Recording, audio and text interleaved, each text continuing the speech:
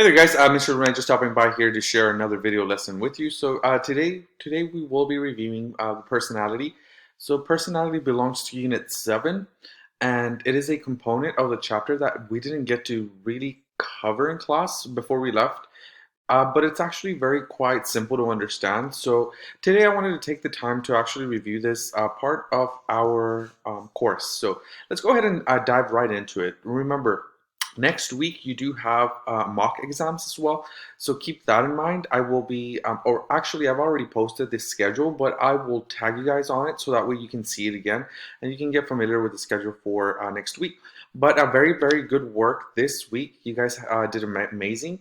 You took so many AP exams and you're getting a lot more practice under your belt. So keep with it and do not lose your motivation.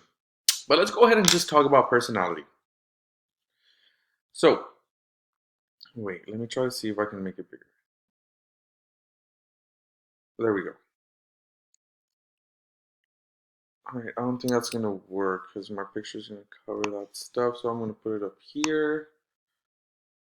And now we can open it up. Perfect. So when we talk about personality, we need to talk about the different ways in which psychologists think about personality. So we're first going to speak about behavior and social cognition, personality theory. So behaviorists, they exclusively believed that our personalities were shaped by learned experience. So they were strong advocates of this nurture in the nature versus nurture argument.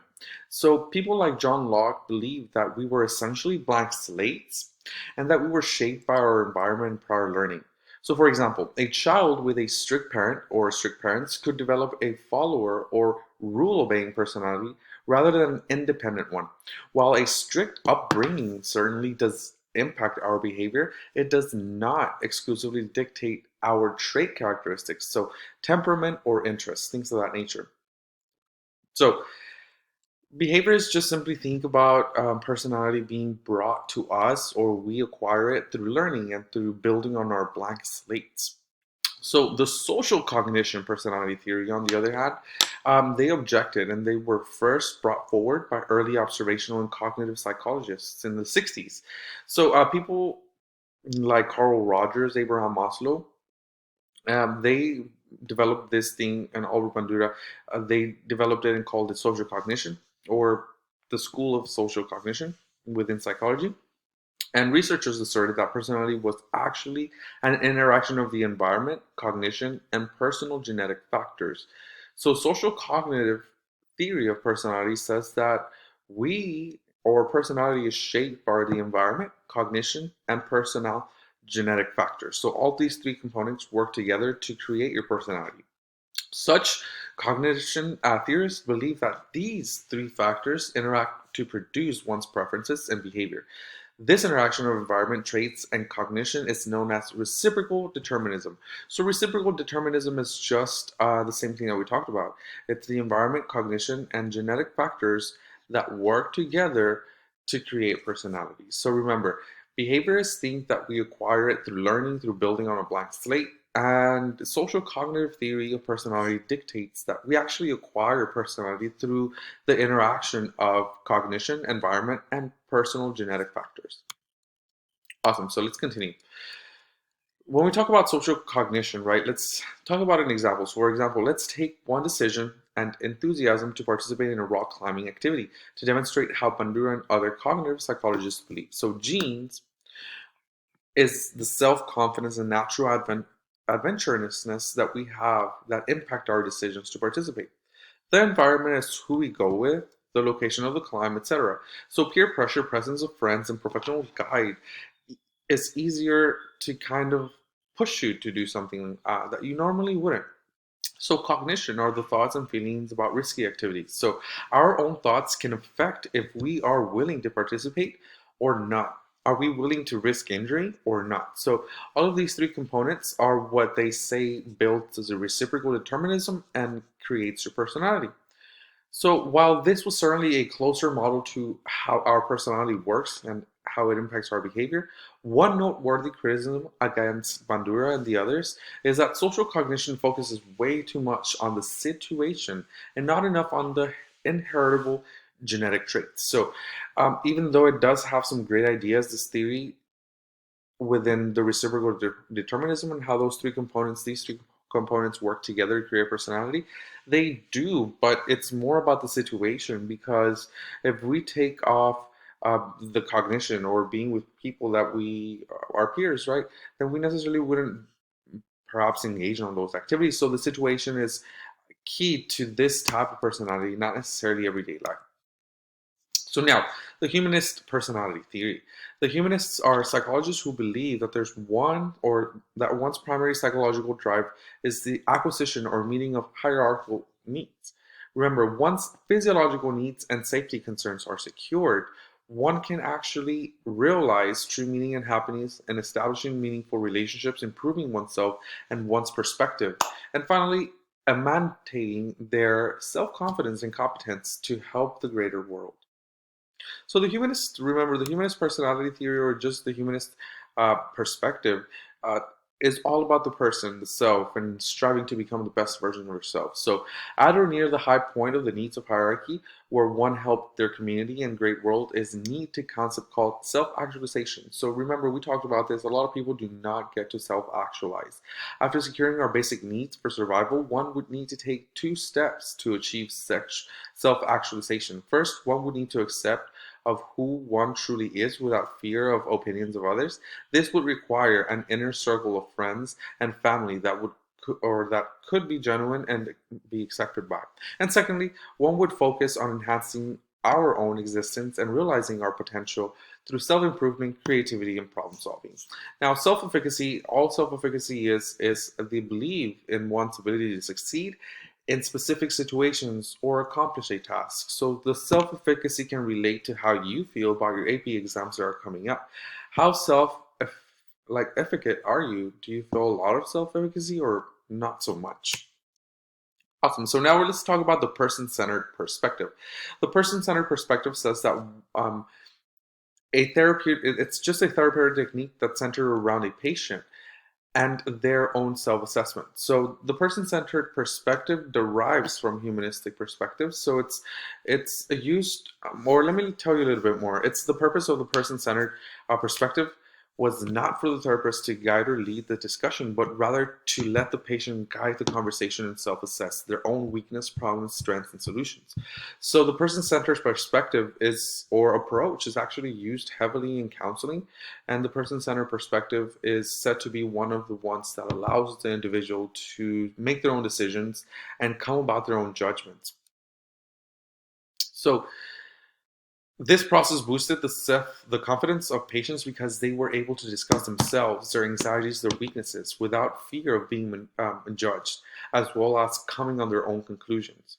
So this sense of having a person-centered therapy or a centered person theory also relates heavily to a positive self-concept. So we want people to view themselves as generally good and capable of improvement because that's what the person-centered perspective entails. All right, so now to accomplish this, Rogers believed that there are three things that were required in order to reach that, right? So we need genuineness, acceptance, and empathy. So these three components are set by Rogers that are required for someone to truly accept themselves and accept among others or the loved ones. So we must drop out our facades or masks that filter our true personality. It takes bravery to not admit our fake selves to the public for fear that we may be rejected. It is an important step forward to be oneself publicly rather than secretly or behind closed doors with only ourselves or our closest friends. To accomplish this, the patient's first round of practice would come with the humanist therapist. So, acceptance, it's just acceptance by friends, by the public, right? All of people need this. They really, really, really um, need or have a longing to fit in. This is known as the acceptance, right? You just wanted to be accepted. Now, when we talk about unconditional positive regard, right, this is the idea that people respect your agency to choose the act or respond to life with your best possible effort. So, in other words, the unconditioned positive regard, it's just another fancy way of saying love. So, people, human beings need genuineness from others. They need to be or feel a sense of acceptance and a sense of unconditional positive regard or blanketed comfort where it's like, no matter what, you're still there. So, unconditional positive regard is love, right? It's kind of like love. So these components are heavily needed, according to Rogers, for individuals to kind of be okay with themselves and then produce their own true personality. Empathy, right? Empathy is also a big component. Empathy, I believe, is the last component that Rogers spoke about, but people need to be empathetic and people need to feel a sense of empathy from you in order to be able to open up. So, genuine acceptance, unconditional positive regard, and empathy. Now, some people may have a negative self concept, so this could be assisted by just having those talks with them, right? Actually providing the empathy, providing the unconditional positive regard, the acceptance, the genuineness, providing all of the components that Roger speaks of could produce a positive self concept from a negative self concept. So, to find out if one has a positive or negative self concept, humanists use surveys to determine one's perspective of themselves. So, surveys are a big tool for humanists or for this kind of self person centered type of therapy or personality approach. So, one criticism, however, of the humanist personality theory is that whether the self concept be positive or negative, person centered perspectives are two critics, inherently narcissistic. In other words, critics believe the focus on oneself can lead to selfishness and to erosion of moral constraints by not caring for the opinions of others. So, even though these humanistic theories are very self centered or specific to the individual and try to promote these characteristics of empathy, love, self acceptance, right? It really does not assist at all times. So we need to keep that in mind. So now we do have another personality theory. It's called the trait personality. This one's the one that's heavily used to talk about personalities. It's one of the most um, sought after ones because it's easy to use. It's kind of like a good measurement, and it's had success in the past. So this type of trait theory will obviously focuses on traits, right? And a way to measure traits or characteristics of personality is used or is measured by the Myers-Briggs Type Indicator. So this indicator was developed by Catherine Myers and her daughter Isabel Briggs in the 1940s. This test attempted to form 16 distinct personalities that were comprised of either intuition, sensing, feeling, thinking, introversion, extroversion, and perception judging. So depending on your combination of these four groups, a common personality type was formed based on how others responded similarly to you. This test, however, had several psychometric flaws such as inconsistent results and the exclusion of neuroticism, emotional stability, but it was a good start. So this is what the Myers-Briggs personality inventory looks like. So we start getting closer to personality tests, right? The theories that we have talked from before this slide are helpful. They do assist in talk therapies and things like counseling, but it really does not allow you to measure personality all that efficient. So with these guys, or with this type of perspective or approach, we can actually do it a little bit more successful. So this would be one of those types of personality tests that just asks you a few questions and then it gives you the results of what type of personality you have. So another popular personality test was created by Hans and Einzig. Now, Hans was determined to form a more complete trait measuring tool that expanded on the Myers-Briggs model. So remember, the Myers-Briggs model was a great start. It did try to measure personality traits, but it wasn't perfect. So this kind of guy comes about the scene. He tries to add new elements to the test so that the Myers-Briggs model lacked. like temperament. Temperament is linked to one's emotional stability and is essentially one's general mood that we have at all times. So it impacts the intensity and